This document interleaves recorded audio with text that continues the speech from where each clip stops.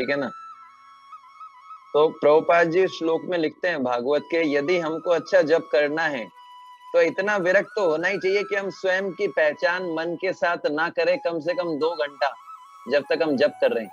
मन कुछ भी बोले, 2 घंटा मन को नहीं सुनना है। आप बोलेंगे प्रभु जी तो बड़ा आसान है।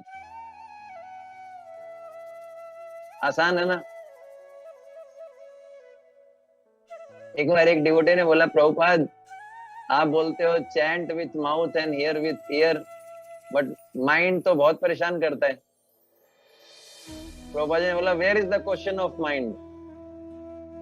एक्चुअली प्रभुपाद जी ने बोला था। प्रभुपाद जी ने बोला, मन कहाँ गया भाई चैंटिंग में?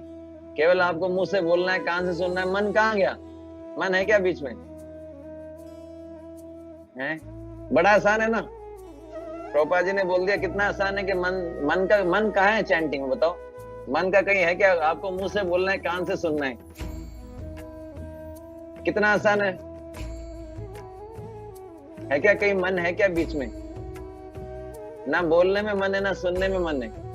लेकिन जो है प्रभुपाद जी ने बोला सही है, लेकिन ये फॉलो करना जो है इसमें स्ट्रगल आती है हमको।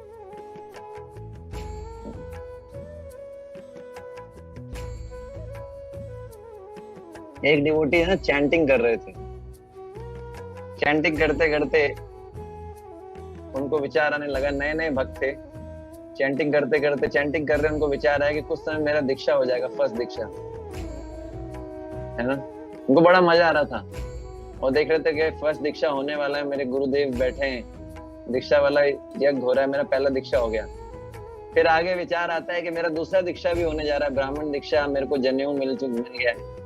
फिर उसको उनको आगे दिख रहे थे कि वो जो है उनको विग्रह सेवा कर रहे हैं, डीटी सेवा कर रहे हैं, भगवान के लिए राजभोग बना रहे हैं। फिर उनको और आगे दिख रहा था कि अब कुछ समय बाद मेरा संन्यास दीक्षा होने वाला है ना। संन्यास का दंड मिलने वाला है ना। और डंडा उनके हाथ में आ चुका है और डंडे को घुमा रहे थे। जैसे डंडे को उन्होंने घुमाया, एक भक्त उनके पास में बैठा था उनको टच हुआ उनका हाथ। बोले प्रभु जी हरे कृष्णा।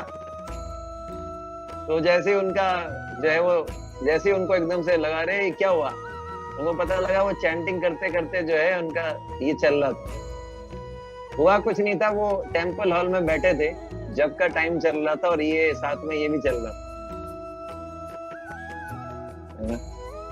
तो ऐसा ही बताया गया है।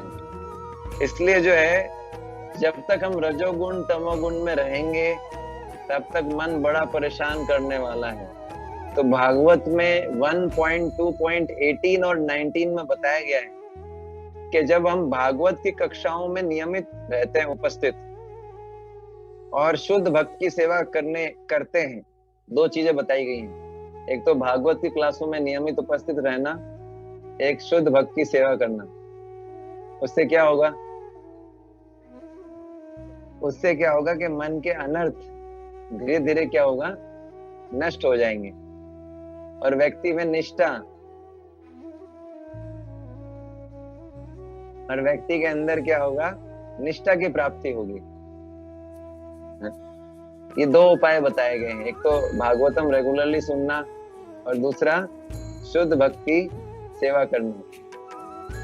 तो ऐसा करने से मन के अनर्थ नष्ट प्रायेषु भद्रेषु और निष्ठा की प्राप्ति होगी, और उस समय रजोगुण और तमोगुण के भाव समाप्त हो जाएंगे।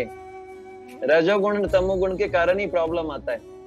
अगर मन रजोगुण और तमोगुण के प्रभाव से बच जाए और सतोगुण में आ जाए तो बड़ा प्रसन्न हो रहता है। और जब मन प्रसन्न रहता है तो हमको कोई दिक्कत नहीं आती तपस्या करने में, सुबह जल्दी उठने में, जप करने में, है ना। तो मन कैसे शांत रहे, मन कैसे खुश रहे। और जब मन हमारा उत्तेजित होता है तो क्या होता है, घमंड, ईर्ष्या, समस्या आती, और मन जप करने में ऊबने लगता है ना। लेकिन जब मन प्रसन्न रहता है तो हमारा मन उत्तेजित नहीं होता, मन जप करने में ऊबता नहीं है, किसी भी कारण से विचलित नहीं होता, है ना। इसलिए जो है मन को प्रसन्न रखने के लिए, सतोगुण में रखने के लिए ये सब प्रोसेस दिया गया। सुबह जल्दी उठना, भगवान के नाम का जप करना, प्रसाद पाना, भक्तों का संग करना, है ना, ये सब चीजें बताई गई।